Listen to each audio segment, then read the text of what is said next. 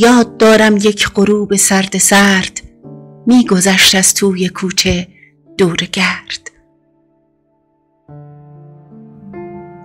دورگردم کهنه قالی می خرم، دست دوم جنس و عالی می خرم.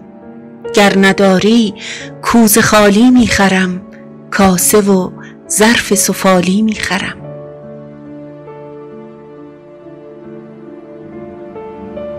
اشک در چشمان بابا حلقه بست، عاقبت آهی زد و بغضش شکست.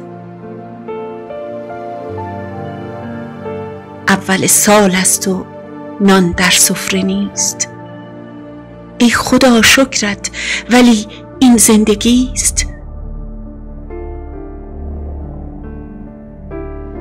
بوی نان تازه هوش از ما رو بود، اتفاقا مادرم هم روزه بود.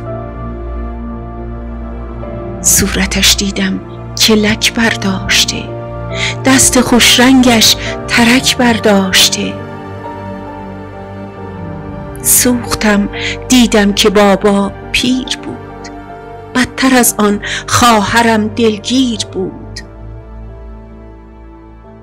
درد ما درد نان تنها نبود، حتم دارم که خدا آنجا نبود.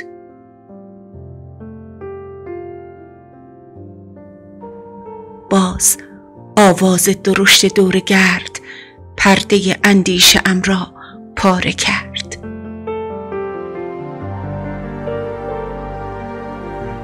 دورگردم کهنه قالی می خرم، دست دوم جنس و عالی می خرم.